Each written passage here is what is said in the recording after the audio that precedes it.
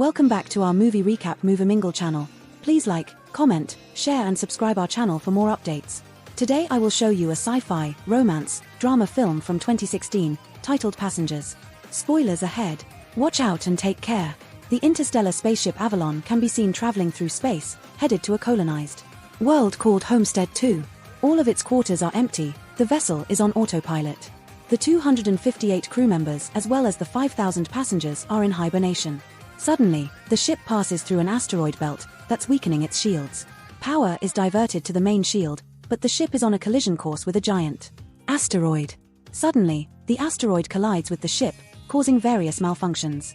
The ship begins self-reparations, but one of the hibernation pods activates. The passenger awakened is Jim Preston, a mechanical engineer. His pod opens and an automated system helps with his awakening, telling him that his spent 120 years in suspended animation and that the ship is only 4 months away from Homestead 2. He's told that he will be able to spend that time enjoying the luxurious aspects of the ship. Jim receives instructions about his ID band, his cabin and the primary activities he's to take part of prior to the arrival on the planet.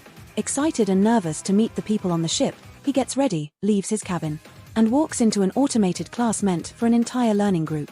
Jim looks a little anxious, as the hologram explains the situation on Earth, calling it overpopulated, overpriced and overrated. It tells him to hold his questions to the end of the lesson, but Jim keeps asking why. He's the only one there. He realizes that the hologram can't answer him and goes to search for other people. He gets to the main concourse of the ship. No one is there either, but an automated informational desk offers to help.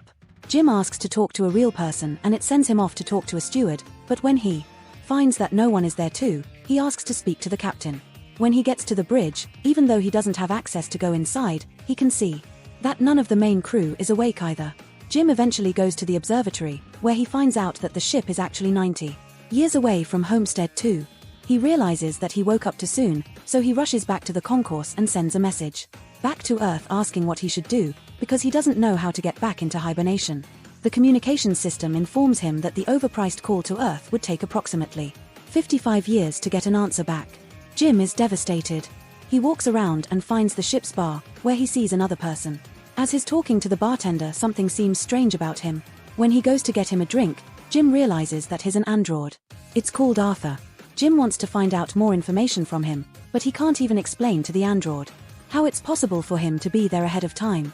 Jim wakes up in his cabin the next day and goes to the cantina, where he quickly realizes that most of the things on the menu are reserved for gold-class passengers only.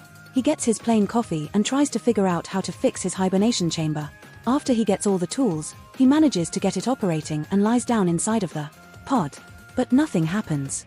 Next, he decides to use the tools he found to get into the crew's hibernation chambers. That doesn't work either. Small malfunctions happen around the ship. Jim keeps returning to the bar to drink, but mostly to talk to Arthur. The android gives him some advice that convinces him to break into one of the gold classrooms and try to have some fun on the ship. Jim tries all the restaurants, the games, the entertainment system, but as time passes he becomes even more miserable to be there alone.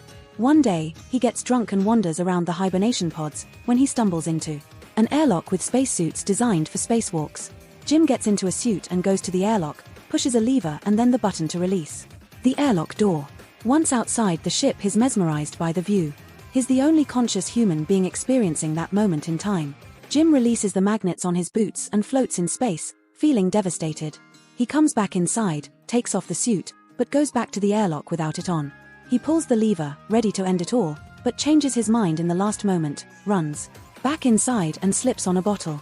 Jim stands up and is instantly drawn to a woman in one of the pods, named Aurora. He searches for her files in the directory and listens to her passenger interview, becoming enamored with her. Later he's seen sitting next to her pod, still listening to her interviews. Back in the bar, he's reading some of her work and is talking to Arthur about her writing.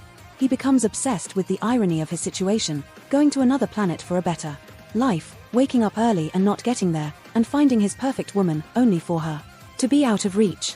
Jim keeps thinking about her and starts getting the idea to wake her up too. He talks it over with the android, but he doesn't understand the conundrum. If he wakes her up for his own benefit, he'd be stranding her there with him, to die on the ship. Jim decides against it first, but as time goes by he can't let it go. Until one day, he changes his mind. He goes to her pod and manages to activate it. As she's waking up and going through the same process as he did, he hides and goes back to his room. A little bit later he goes to the main concourse, hoping to find her. And there she is, just as confused as he was a year ago. Jim tells her they're the only ones awake and takes her to the observatory. Then he tells her that he can't get to neither the crew nor the main commands of the ship. Aurora freaks out and wants to get back into her pod. When they get to it, Jim explains that there is no special equipment on the ship that can help them get back into hibernation, effectively telling her that they're stranded. They go back at the concourse and he tells her that she should rest, since she just came out of hibernation. She feels sorry for him, having to spend more than a year alone on the ship. Jim goes back to the bar, feeling regretful about what he did. He asks Arthur not to tell Aurora that he was the one that woke her up. The next day, Aurora wakes up. She goes back to the concourse and asks the automated info desk about the hibernation pods. Jim joins her there and they go to get breakfast. As they leave, the info desk has some sort of malfunction. In the cantina, Aurora realizes that Jim has been eating the same breakfast for more than a year and gets him one of the gold-class menus. They talk about the possibility to fix the pods, but, unlike Jim, Aurora isn't ready to give up. She searches through the infirmary, then goes through research documents, eventually ending up at the crew's hibernation quarters trying to break the doors open. Jim notices more malfunctions throughout the ship. Sometime later, Aurora laments about her life on the Avalon. She writes, jogs around the ship and swims in the pool, becoming more and more aware of her situation. She goes to the cantina to interview Jim, thinking that his story might be interesting. She asks why he immigrated to the colony. Jim answers with slogans from the company first, but then further explains that he hopes that on the new world he could be somebody, he could build a life. Later, they end up in the observatory and Aurora finally shares her reason to be there. Unlike the other passengers on the ship, she has a round-trip ticket. Her idea was to go to Homestead too, live there for a year and come back to Earth, to become the first journalist that has ever done that, writing the greatest story that ever was. Aurora slowly gives up on finding a way to fix their current predicament and Jim figures out a way to cheer her up. He takes her dancing, to the cinema, and to the basketball court. Lastly, he takes her to the bar to meet Arthur. She relaxes for a bit, until she remembers their situation. Jim is left alone with the android, feeling awful about what is done to her. The next moment he's seen tinkering with something and in the other Aurora walks into the observatory to find a miniature of the Chrysler building he made for her. Sometime later, they go on a date at the bar. They have dinner and share stories about their lives. She tells him that her father died when she was a teenager. After the dinner, Jim takes Aurora to the airlock and they get into the spacesuits. They go out for a spacewalk together. Jim finally has someone to share that magnificent experience with. Jim switches off the magnets on their boots and they float together in space. They come back inside and immediately kiss, retreat to his cabin and sleep together. Soon after, they start living like a couple. Aurora moves into his cabin and writes about her life on the ship. They jog together, eat together, sleep together. Jim explores the ship further and finds the hydroponics bay. He brings Aurora flowers. One day the ship passes by a red giant and they go to the observatory to see it. It's Aurora's birthday, so later that night they celebrate it in one of the many restaurants on the ship and then the bar. Jim goes to the washroom and prepares the ring he made for Aurora, while she stays in the bar chatting with Arthur. The android tells Aurora that Jim woke her up intentionally, unaware that he was still to keep that a secret. Suddenly, Jim comes back and she confronts him in absolute disbelief. She runs away furious and panicked. Jim comes back to his cabin to find all her things gone. He runs into her in the cantina the next day, but the moment he speaks, she runs away. Aurora is desperate. One night she goes over to Jim's cabin, punching and kicking him, wanting to kill him. Talking to her over the comm because she keeps avoiding him, Jim tries to apologize and explain his actions to her. He tells her he fell in love with her, but Aurora doesn't care. She can't forgive him for taking her life. One night, as Jim is in his cabin, another malfunction happens. The ship faces a critical error and the main command shuts down. Later, he walks into the elevator and it malfunctions. Aurora walks into the main concourse and sees that Jim has planted a tree there. Then, she goes to the cantina, where the food dispensary is also malfunctioning.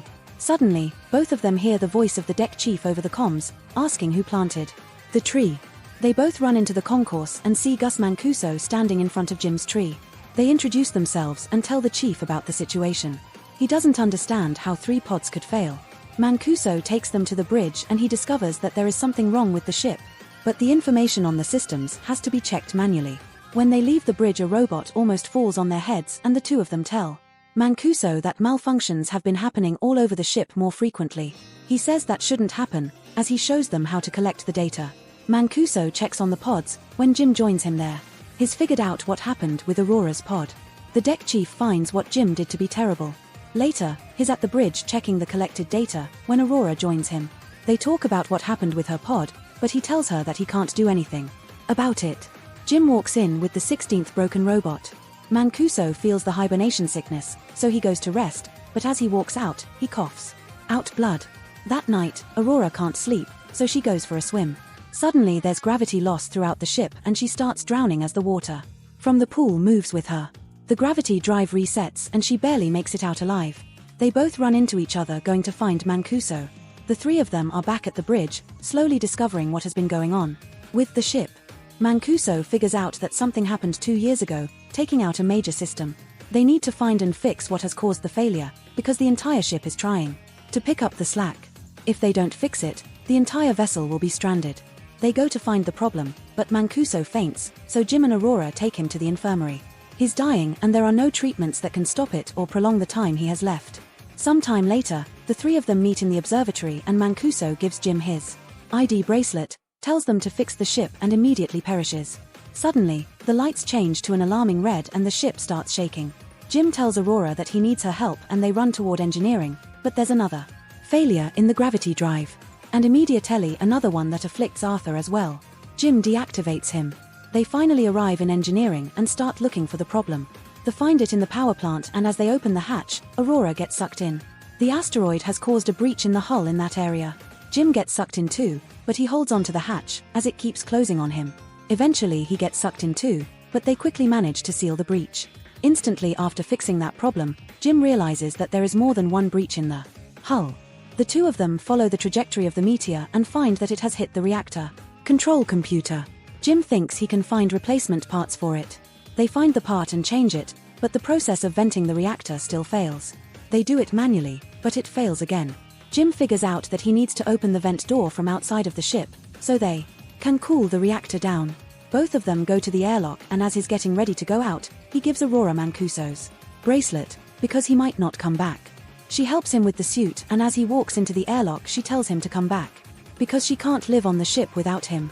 Aurora goes back to the reactor, where the temperature has hit critical heights.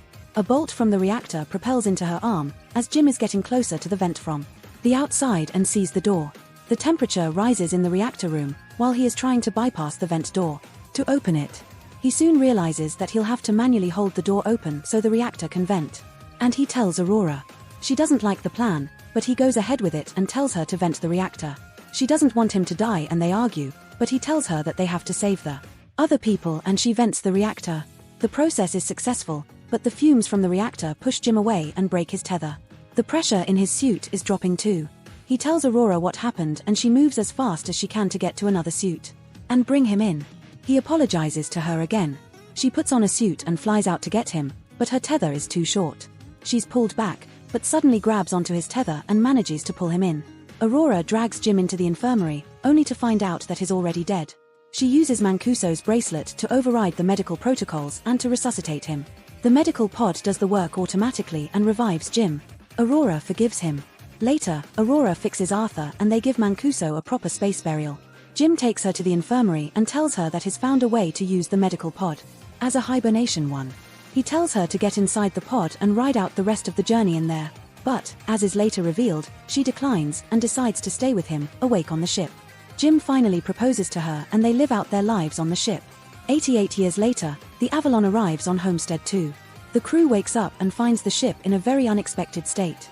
Aurora leaves them a message, retelling the story of the life her and Jim had on the ship. While the rest were sleeping,